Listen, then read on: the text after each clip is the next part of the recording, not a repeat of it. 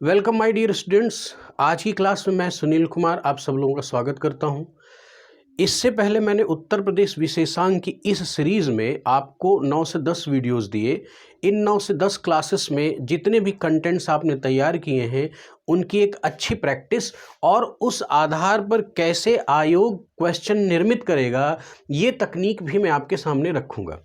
मेरे प्यारे बच्चों, ध्यान से समझना है कि ये बिल्कुल आपको नहीं सोचना है कि मेरे सामने इंटरेक्टिव बोर्ड है कि नहीं, डिजिटल पैनल है कि नहीं, उसमें बढ़िया पीडीएफ चित्र आ रहा है कि नहीं, उसमें गोला लंबा चौड़ा चिन्ह लग रहा है कि नहीं। ये सब नहीं सोचना है। आपको केवल ये सोचना है कि क्वालिटी ऑफ कंटेंट क्या है। अगर मैं आपके सामने जो सवाल रखूंगा उसमें क्वालिटी ऑफ कंटेंट आपको दिख रहा है तो बेशक आप प्रमोट करें, आप देखें, आप इसका लाभ उठाएं। हाँ, समय के साथ चीज़ें बदलेंगी, इंटरेक्टिव बोर्ड भी होगा और सारी चीज़ें डिजिटलाइज होंगी, लेकिन अभी आपको देखना है इन्हीं चीज़ों पर। और मेरा विश्वास है कि इससे आपका जो क्वेश्चन अंडरस्टैंडिंग लेवल है वो ग्रो करेगा, इसमें कोई दो राय नहीं। जिस क्रम से मैंने क्लासेस दी हैं उसी क्रम से क्वेश्चन बैंक आपके सामने ला रहा हूं, तो बहुत ध्यान से समझिएगा किस तरह से आयोग आपको शब्दों में उलझाता है, कैसे प्रश्न बनाता है। ये मैं आपके सामने एक एक चीज़ें रखूंगा और उसका डिटेल करूंगा। तो मेरे प्यारे बच्चों, देखो सबसे पहला सवाल क्या है। 6ठी शताब्दी ईसा पूर्व के आसपास जिन 16 महाजनपद का उदय हुआ था। अब देखिए, इस क्वेश्चन के निर्माण में मैंने आपको एक इंफॉर्मेशन और दी कि 16 महाजनपद अस्तित्व में कब आए। लगभग 6ठी शताब्दी ईसा पूर्व की स्थिति है। तो ये चीज़ भी आपकी क्लियर हो गई। और ऐसे ही सवाल करेगा, उनमें से कुल कितने महाजनपद उत्तर प्रदेश में थे। तो जब आप देखेंगे तो मैंने ऑप्शन दिया है 6, 7, 8 और 9। और जब मेरा वीडियो लेक्चर पढ़ेंगे तो स्पष्ट है कि उसमें उत्तर प्रदेश की धरती से कितने महाजनपद बिलोंग करते थे। 8। कौन कौन से, इनका क्या डिटेल है वो आप अपने वीडियोस में जाएंगे, प्लेलिस्ट में जाएंगे तो वहां पर चीज़ें आपको स्पष्ट हो जाएंगी।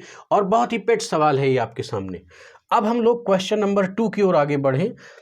बच्चों देखो, बड़ा गांव व हुलास नामक स्थान ताम्र पाषाणिक संस्कृति से संबंधित थे। किससे थे? ताम्र पाषाणिक संस्कृति। ताम्र पाषाणिक संस्कृति क्या है? एंशियंट टाइम में सैंधव सभ्यता और जब ये पूरा पाषाण काल के बीच की एक सभ्यता है जिसमें पाषाण का मतलब पत्थर, ताम्र का मतलब तांबा और पत्थर दोनों को मिक्स करके जब प्रयोग कर रहा था मानव, तो उस समय के जो सांस्कृतिक आयाम रहे उनको हमने क्या दिया? ताम्र पाषाणिक संस्कृति। तो ये दो महत्वपूर्ण स्थान थे जो उत्तर प्रदेश से ही संबंधित हैं। तो इसीलिए ये प्रश्न बनाया गया कि बड़ा गांव व हुलास नामक स्थान ताम्र पाषाणिक संस्कृति से संबंधित थे, जो वर्तमान में उत्तर प्रदेश के किस जिले से संबंध रखते हैं। उत्तर प्रदेश के किस जिले से संबंध रखते हैं? तो मेरे प्यारे बच्चों, मैंने आपको बताया था कि वो उत्तर प्रदेश के सहारनपुर जिले में ये दोनों स्थान हैं और इनका संबंध ताम्र पाषाणिक संस्कृति से है। बहुत ही जबरदस्त सवाल है। इसके बाद हम क्वेश्चन नंबर 3 की बात करेंगे कि सैंधव सभ्यता का सबसे पूर्वी विस्तार। पूर्वी विस्तार का अर्थ क्या हुआ? ये कि सबसे पूर्वी विस्तार, ये पश्चिमी हुआ, ये उत्तरी हुआ, ये दक्षिणी।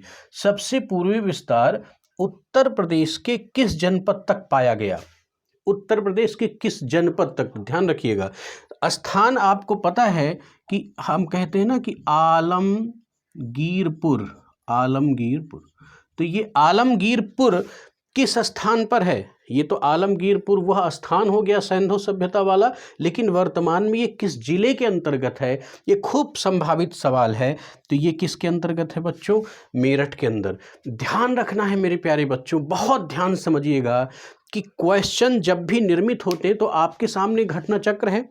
यूपी स्पेशल की परीक्षा वानी होगी, आप लोग खूब पढ़ रहे होंगे, उनके सवालों को अटेम्प्ट कर रहे होंगे, लेकिन मेरी बात को बहुत ध्यान से सुनिएगा कि सवाल सदैव टैकल होते हैं संभावित क्षेत्रों से। किसी भी विषय का, मान लीजिए यूपी स्पेशल चल रहा है तो यूपी स्पेशल के किसी भी एक सेगमेंट से जितने संभावित सवाल बनते हैं, अगर आप उनको टैकल कर लेते हैं, अगर वो चीज़ें मैं आपके सामने रख दूं तो आपका दिमाग चलने लगेगा, तो आप बेहतर परफॉर्मेंस देंगे 100%। तो यही मेरा प्रयास है कि वो जो प्रश्न संग्रह आपके साथ है वो तो आप कीजिए ही, लेकिन जो मैं आपके सामने करवा रहा हूँ इस पर 100% कंसंट्रेशन दीजिएगा। इसका उद्देश्य और इसकी संरचना विशेष इनोवेटिव तरीके से मैंने की है। तो जितने भी संभावित सवाल हैं उनका पूरा स्ट्रक्चर मैं आपके सामने रख दूंगा और उन लिस्ट को आप तैयार कर लीजिए और लेक्चर देख लीजिए, चीज़ें आपकी क्लियर हो जाएंगी। अब देखिए क्वेश्चन नंबर 4, बेलन घाटी जो कि पुरापाषाण काल का महत्वपूर्ण स्थल है, बेलन घाटी जो कि पुरापाषाण काल का महत्वपूर्ण स्थल है, अवस्थित है, मतलब वो किस जगह पर अवस्थित है ये चीज़ आपको बताना है। तो क्या वो लखनऊ में है, क्या वो झांसी में है, क्या वो चंदौली में है, क्या वो इलाहाबाद में है? तो मेरे प्यारे बच्चों इसका सही ऑप्शन क्या होगा? इलाहाबाद। ध्यान रखना है कि अगर वो इलाहाबाद के स्थान पर प्रयागराज कर दे तो भी ध्यान रखना है, कंफ्यूज नहीं होना है, बिल्कुल यही आंसर होगा प्रयागराज। अभी वर्तमान में उसका नाम बदल गया है, इलाहाबाद भी कर सकता है, प्रयागराज भी कर सकता है। अब बच्चों हम लोग नेक्स्ट क्वेश्चन की ओर बढ़ते हैं। क्वेश्चन नंबर 5 देखिए ये क्या कहता है कि बेलन घाटी की खुदाई किसके निर्देशन में हुई? बहुत ही इंपॉर्टेंट पेट और संभावित सवाल मैं आपके सामने दे रहा हूं। तो दयाराम साहनी, जी.आर. शर्मा, यज्ञदत्त शर्मा, प्रेमचंद्र शुक्ल, इसमें कुछ ऐसे नाम हैं जो आपको सैंधव सभ्यता के स्थलों की खुदाई से संबंधित मिलेंगे और यहीं पर आपको कन्फ्यूजन क्रिएट कर देंगे। तो इसलिए सीधे सीधे जान लें बच्चों, इस प्रश्न का सही जवाब है G.R.. Sharma. Mister G.R.. Sharma के ही निर्देशन में इलाहाबाद के कोरांव तहसील के पास बहने वाली वेलन नदी अर्थात उसकी वैली वेलन घाटी का संबंध पुरापाषाण काल से है, प्राचीन भारतीय इतिहास से है और उसकी खुदाई जी.आर. शर्मा के ही निर्देशन में हुई है। मेरे प्यारे बच्चों यह भी जान लें कि ये इलाहाबाद विश्वविद्यालय के प्रोफेसर थे, इतिहास विभाग के प्रोफेसर थे जी.आर. शर्मा। अगला सवाल लेते हैं, मध्य पाषाण कालीन स्थल सराय नाहर व महदहा वर्तमान उत्तर प्रदेश के किस जिले से संबंध रखते हैं? यानी किस जिले से संबंध है सराय नाहर का और महदहा का? तो देखिए एक बात समझ लें कि इसका संबंध मध्य पाषाणकालीन स्थल के रूप में जाना जाता है और इसका संबंध ना तो चित्रकूट से है, ना तो चंदौली से है, ना तो मेरठ से है, बल्कि किससे है? प्रतापगढ़ से। ये चीज़ें मैंने आपको अपने लेक्चर में बताई थी। इनकी बेहतर समझ भी आप विकसित करना चाहते हैं तो पुराने लेक्चर में जाएं, सारी चीज़ें वहाँ पर दर्ज हैं। अब अगला प्रश्न उठाते हैं, नवीनतम खोजों के अनुसार। देखिए बच्चों मेरा प्रयास है कि क्वेश्चन के स्टैंडर्ड को आपकी परीक्षाओं के अनुरूप रखा जाए, उनकी शब्दावली को भी लगभग ऐसे ढंग से हम रखें कि जिस तरह से आयोग पूछता है। नवीनतम खोजों के अनुसार प्राचीनतम कृषि के साक्ष्य, आपको कंसंट्रेट कहाँ करना है? प्राचीनतम कृषि के साक्ष्य, यानी प्राचीन काल में कृषि के सबसे प्राचीनतम, कृषि के एग्रीकल्चर के, किसी गेहूं चावल जौ या किसी स्पेशल की बात नहीं किया गया है, कृषि के प्राचीनतम साक्ष्य। लेकिन किसके अनुसार? नवीनतम खोजों, वर्तमान में अभी अभी जो रिसेंटली खोज है उसके अनुसार क्या स्थिति पाई गई है? तो देखिए बच्चों उसका सही जवाब मिलेगा लहुरा देव। यहाँ पर चोपनी मांडव, सराय नाहर, दमदमा, इन तीनों का इससे कोई संबंध नहीं है, इसका संबंध है लहुरा देव से। अब बच्चों समझो, अगर इसको इतिहास के हिसाब से देखें तो भी ये प्रश्न बनेगा, अगर यूपी के हिसाब से देखें तो ये क्वेश्चन बन रहा है क्योंकि लहुरा देव कहाँ पर है? आपको मैंने बताया था संत कबीर नगर, ये एक डिस्ट्रिक्ट है यूपी का, यहीं पर लहुरा देव पाया जा रहा है, इसलिए यूपी स्पेशल के परिप्रेक्ष्य में ये महत्वपूर्ण सवाल हो जाता है। अब हम लोग अगले प्रश्न की ओर आगे बढ़ते हैं, देखते हैं क्या है कि उत्तर प्रदेश का मेरठ क्षेत्र कुरु महाजनपद, यहाँ पर कंसंट्रेट करें, कुरु महाजनपद के अंतर्गत आता था। यहाँ पर जान ले बच्चों कि मेरठ के आसपास का जो क्षेत्र है और कुछ हरियाणा का क्षेत्र लेकर के वर्तमान दिल्ली का भी क्षेत्र, ये कुरु महाजनपद के ही अंतर्गत आता था। तो चूंकि यूपी से संबंधित प्रश्न है तो वो मेरठ शब्द लगा के आपको इस ओर इंगित करने का प्रयास करेगा कि आप अपने दिमाग को यूपी की तरफ ले चलें।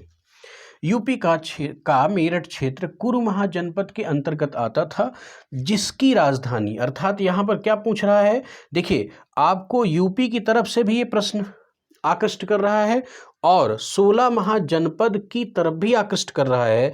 तो कुरु महाजनपद की जो राजधानी है, क्या कौशाम्बी थी? नहीं। क्या मथुरा थी? नहीं। क्या इंद्रप्रस्थ थी? क्या काशी थी? तो इसकी सही राजधानी क्या थी? इंद्रप्रस्थ। इसका सही जवाब क्या होगा? इंद्रप्रस्थ। अब हम लोग अगले प्रश्न को लेते हैं। प्रश्न संख्या 9 ये क्या कहती है बच्चों? ये कहती है कि फर्रुखाबाद के आसपास, फर्रुखाबाद बदायूं का ये जो क्षेत्र है, फर्रुखाबाद के आसपास का क्षेत्र प्राचीन काल में किस महाजनपद के अंतर्गत आता था? बहुत इंपॉर्टेंट सवाल है। तो बच्चों कुरु तो आपने देखा कि मेरठ और कुछ हरियाणा वाला क्षेत्र, मथुरा तो वर्तमान मथुरा का जो एरिया है वो मथुरा वत्स उसके अंतर्गत आता था, 16 महाजनपद के अंतर्गत। वत्स होगा नहीं, क्योंकि आपको पता है कि इलाहाबाद और कौशाम्बी का जो क्षेत्र है ये वत्स के तहत आता था। तो इसका सही आंसर क्या है? पांचाल।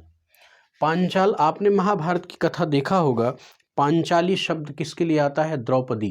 तो इसका मतलब द्रौपदी किसकी पुत्र थी? पांचाल नरेश।